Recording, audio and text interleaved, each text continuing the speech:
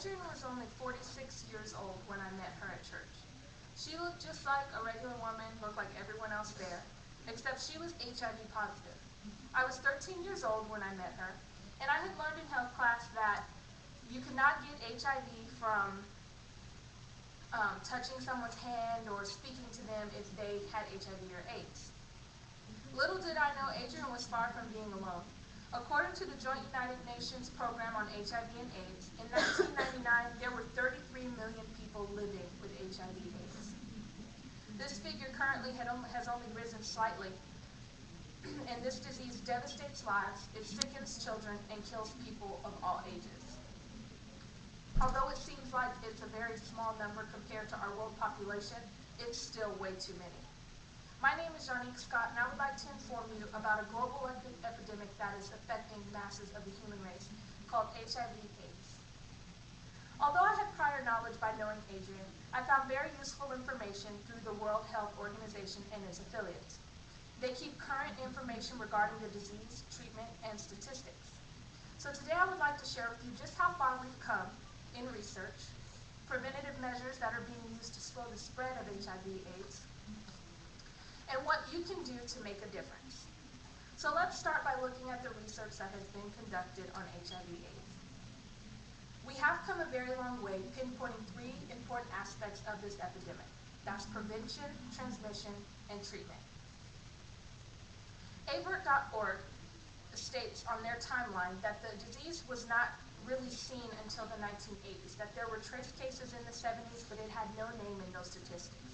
It was actually concentrated in the gay community, but in 1982, the Center for Disease Control actually named it autoimmune deficiency, or AIDS, because it was affecting people of all types. It was being noticed all over the world in Africa, the United States, Europe, and the UK. Stats were growing, and people were dying very fast. Doctors and scientists were also tracing it to try to figure out how people were getting the disease. They were able to point it to three different types of transmission: sexual transmission, blood transmission, and mother-to-child transmission. Since they were able to pinpoint the transmission, they were able to look at treatment and prevention options, which both go hand in hand. In 1987, the first antiviral drug was approved by the FDA to be used. Prior to that, medications were only being used to treat the sicknesses that were being caused by the weakening of the immune system, like tuberculosis and pneumonia.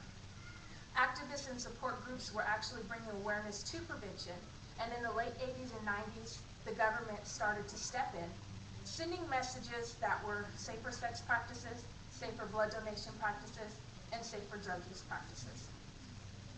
Because history and research have revealed so much, we learned even better prevention methods over time to slow the progression and spread of HIV/AIDS. These two types of prevention were prevention prior to exposure and prevention after exposure. Avert.org mentions that one of the main ways to prevent prior to exposure is educating all people. You have to educate people who are at risk and even those who are not at risk to make sure that new strands of the virus are not being made, and to keep all people from, keep them all protected from getting the disease.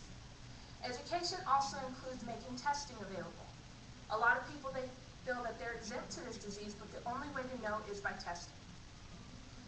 The World Health Organization also talks about prevention after exposure. If someone feels they are exposed to HIV or AIDS, they can take part in post-exposure prophylaxis, which greatly reduces the likelihood of being infected. This is helpful in occupational situations like healthcare professions, but is now being open to the outside as well, like sexual assault victims.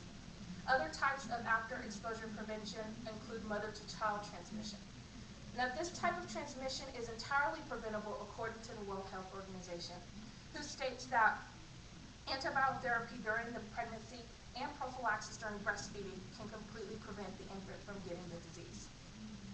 Although continued research and education prevention are vital to the process of controlling AIDS, it's really not enough. So what can we do? There are several ways to get involved, and the first way is by education. We have to talk to our children at home. They're not going to learn everything there is to know about protected sex or abstinence, not abusing drugs, or having healthy habits in school. We also have to talk to people about getting tested. those who are at risk, we have to stress the importance of being tested for positive prevention, which is a way to protect themselves from mutating viruses and infecting others. Charities and organizations are also a way to get involved. And to do this, you can do this with time and money or by sharing the story. Time and money is one of the main ways to get involved in charities. You can spend time there with fundraisers or just helping out or donating some of your own money. Medications, educational materials, and scientific research all need funding and a face.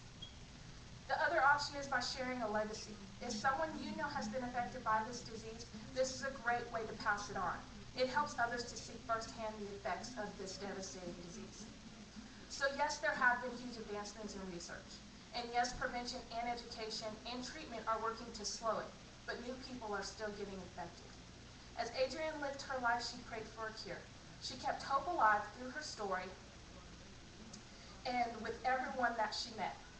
But to get it under control, it's going to take a lot more than just Adrienne to get involved. So let's take a closer look at what we can do to help get a treatment to those currently infected and prevent those who aren't from getting infected. Thank you.